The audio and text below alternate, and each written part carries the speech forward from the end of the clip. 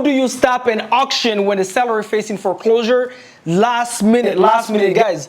Pre-foreclosures is actually time-ticking bombs in real estate. These are the only leads that you know for sure they're about to lose the home. They have a timestamp on it, but the issue is most of these sellers will call you either the day of.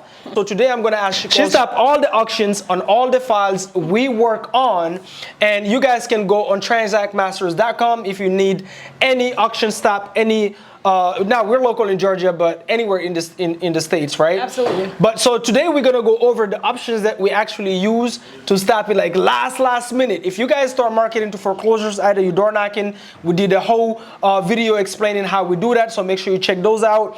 Either you texting, cold calling, putting out bandit signs.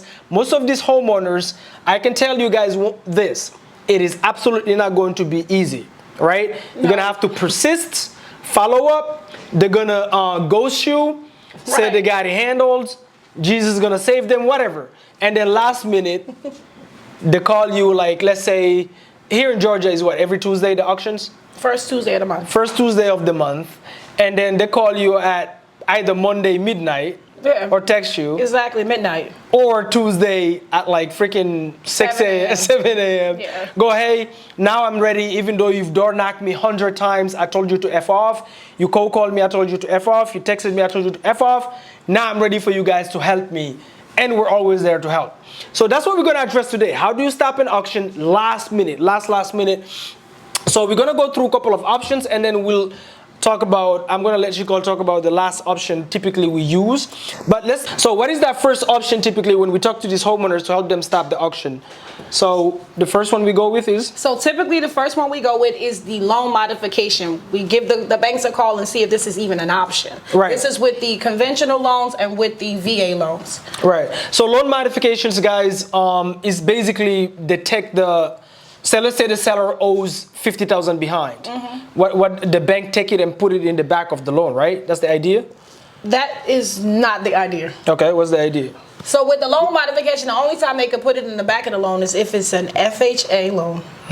So that's a partial claim is essentially. Put it to the back. So basically they're starting this over. They're gonna get a new interest rate. Right. And they may very well get a new monthly payment. It just depends on how the bank goes about it. Right. And right now, guaranteed their payments go up. Guaranteed. And their interest rates go up. Interest rate goes up. Right. So guys, on the conventional, you can do a traditional loan modification, but on a VA loan and FHA loan, you can do what is called a partial claim. Now, a partial claim is different though. No, partial claim, in my opinion, so partial it's claim, still rough, but okay. It's one of the easiest ones to get. You can get it one time. VA people normally get it one time. Now, COVID did have it where they can get it once or twice, depending on their situations. So basically, what this do if they owe $15,000, what the bank typically do is take what they owe and put it to the back of the loan. Now, it is due at the end of the 30-year term, but it goes to the back. They start all over, keep their same payments. Interest rate usually don't go up. Yeah. Here's why I say it's different than the loan modification. A loan modification is they're getting a new loan, new interest rate, right? With a partial claim on the VA and the FHA, what's happening is this. I've done a couple of them. HUD, who is actually guarantees the VAs and the FHA's government back loans, right? HUD actually pay off the lender. So if you owe Wells Fargo $50,000, HUD will pay off Wells Fargo, and now you owe that money to HUD. But what HUD does is they take this loan, that $50,000, and then they secure it on the property as a second lien position with zero interest and zero monthly payments on it, typically. Yeah, correct. Right? So it just sits there. If you sell the house in 30 years outright, then you have to pay, right? By the way, guys, this right here doesn't work when they call you here. If they call you on Tuesday morning, these are not working. Yeah, or they call you the day before, it doesn't work. So this is if the sellers still have about 30 days, okay, 30 days. So typically, which we have sellers we work with, and they still have, they get back to us within 2 weeks before, blah blah. So those are the ones we're talking about. So let's say we have loan modification, partial claim, and then we have, like here in Georgia, what do we have? We have the Georgia Mortgage Assistance Program. So Georgia Mortgage Assistant. Okay, boom. So this is specifically for Georgia. Maybe check in your local states Most local states have them, unless the time they timed out. Mostly every local state have an assistance program. Okay, so you have that for Georgia, and then what is the other one you can think of? So we could do a short sale. We could do a repayment. We're about to close on one. So short sales, guys, just so you know, you can actually two. Just so you know, you can make money on short sales as an investor. It's just that you have to be the one who initiated it. So if you door knock the sellers before they get foreclosed on, or you text them, or you cold call them, and then you end up getting, let's say you end up finding out, you know what, a cash offer don't work, so the cash buyers wouldn't buy it, and the creative finance doesn't work.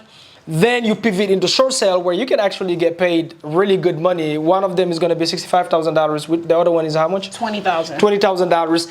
And guess what? Dozens of investors walked away from those deals because the cash offer couldn't work. Absolutely. Right? We just did a whole video. Make sure you check it out. Breaking it down with Andrew on that one. So short sales, that's an option. That's an option you can use, right?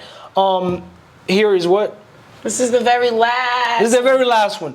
This one right here is if they call you today and the auction is today. And typically here in Georgia is between 10 and 12, right? That the foreclose on the properties. Yes. So Tuesday, first Tuesday of the month, 10 and 12. If they call you at 7.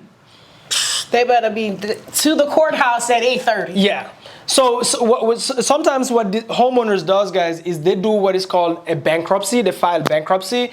There's two chapters, but the one that they will really file that is the easiest to file is the chapter 13. Chapter 13, right? This is not something we're advising you to do. We're not attorneys. We're saying some of the homeowners, we're telling you what homeowners that we work with do. Some of them file bankruptcy, temporary bankruptcy we call it, to postpone or pause the auction for them to have maybe more time to move out, sell the property, whatever, maybe reinstate the loan, right? They can also pay it if they want to. That's reinstating the loan. But that's the last resort. If you're completely out of options, sellers actually do that. If we were off camera, I would give you more details, but we're not attorneys. Consult your attorney, full disclaimer. We're not telling you to do it, whether you're a homeowner or an investor. We're not telling you to tell your sellers to do this. But we've had sellers that have done this. It postponed the auction. It gives us more time to like negotiate with the lenders, which is if you go on transactmasters.com, that's what they'll do. Like she talked to, sometimes you spend with the banks like how many hours on the phone? 2 to 3 hours on the phone with the lenders. Do you have one case study where we actually talked to the seller like 100 trillion times and then they call us last minute? Yeah, it was a property that we're doing a short sale on actually, but I had to fight to get them to stop this auction. Here we can do bankruptcy. Okay. So one that we recently just So this one bankruptcy didn't work. It didn't work. Okay, guys, that's crazy. It didn't work because why? The judge said that's it, no more filing bankruptcy. Because the seller because they have filed it over and over and This over. is what I'm telling you guys. The sellers, typically some of them, they know that they can do it, so they abuse it. So they keep filing and keep filing and keep filing. And what happens with pre-foreclosure sellers, guys, is that, what is that, the crab with the head in the sand? What is the analogy? Don't ask me. Come on. The crab in the barrel. No, like they just bury their head in the sand and don't want to do anything, right? So because if you file bankruptcy once, I've seen somebody do it for at least a year. Right, they're just buying themselves time. But what I'm saying is they're not doing anything to find a solution. No, they're just filing and filing and filing, giving themselves more time. And so by the time you talk to them, here the judge is like, no, that's over. Now we know you filed too much bankruptcies. Now it's time to face your problems. Jesus is not coming. All right. So with that being said, guys, what was the issue? Now you couldn't file that. No. What did we do then?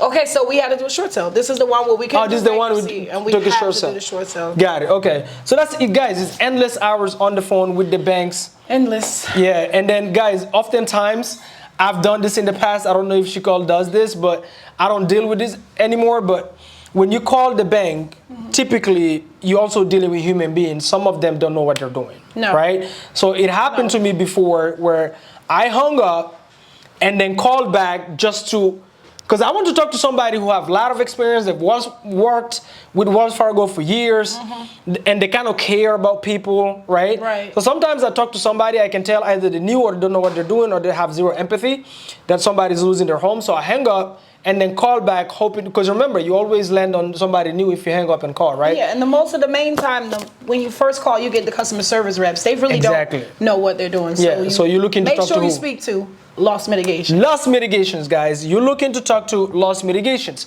But guys, if the seller, which is always, I'm telling you right now, pre-foreclosure is absolutely not easy, because I already know what people gonna do. Like, by the way, where can they find the data? What different sites can they find it? Let's start with the free ones.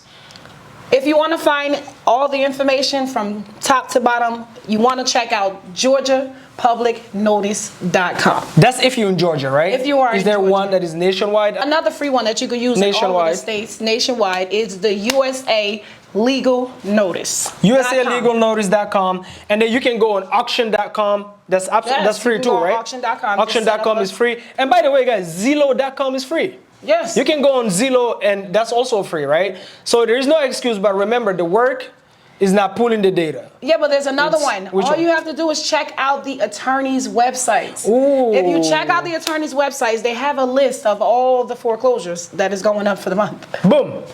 The work comes after you get the data. That's not the work at all. The work comes here. You get the data, you either door knock them, which we do, cold call, text. That's where the work is. Most people give up. I guarantee you, if I were to give you everything right now, step by step, which we have videos of, you will still look at this, and 6 months from now, you'll be in the comments saying you haven't done a deal. Why? Because it's the action, is the people give up on the calling, the door knock, maybe 3 sellers told them F off. What is the worst thing that ever happened to you on the door knock? Did you ever have a gun pulled on you? No, but I did get threatened to have a gun. If you don't get off the porch? She was gonna shoot me. Do you go like packing? Do you No, I say no. I just tell her straight up, I understand. I know what you're going through. I know this is a hard time for you. And I show empathy. You have to empathize with these people. They're going through a lot. Boom. No, absolutely, guys. They're going through a lot. 2, you're a stranger. 3, you're not the only one. There's 200 other people cold calling them, texting them, door knocking them, leaving letters on top of the lender, harassing them, right? The debt collectors. So these people are going through a lot. Is anxiety, is stress. That's why you gotta persist until they trust you, willing to talk to you. Some of them, I've talked to homeowners that literally ended up like alcoholic because of this, right? And some of them go through trauma. Like one of the sellers I was dealing with, her daughter's ex-boyfriend, because they broke up, he came in the house. This was in New Jersey. Came in the house and literally killed her mom and her 3-year-old son. Literally. So you guys, it's a lot of trauma, right? So by the way, if you're a homeowner, please don't. She has a Jamaican husband always packing in the car somewhere. So trust me, she's not alone. Don't play with that shit. If you're a woman out there door knocking, do not door knock alone. It can get dangerous, but it's definitely worth the time. Door knocking to me is the best because like you get the best leads. It's face to face. Most of them disconnect their numbers. It's just a no-brainer to door knock, but you still have to persist. You still have to insist. It's not because they're going through foreclosure that means they're gonna hand you the keys to the property as soon as you door knock. So you have to use a lot of empathy. You have to care. You have to care. It's not about you. It's about solving problems for the sellers. So guys, that's how we stop the auctions last minute.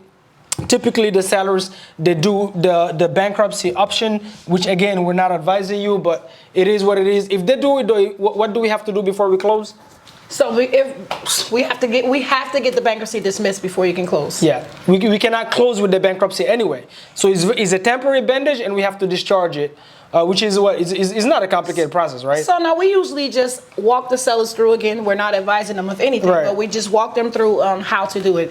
So no, it's typically easy. You write a dismissal letter and you have to fill out a certificate of service and you send it in and you're good to go. You can even take it down there.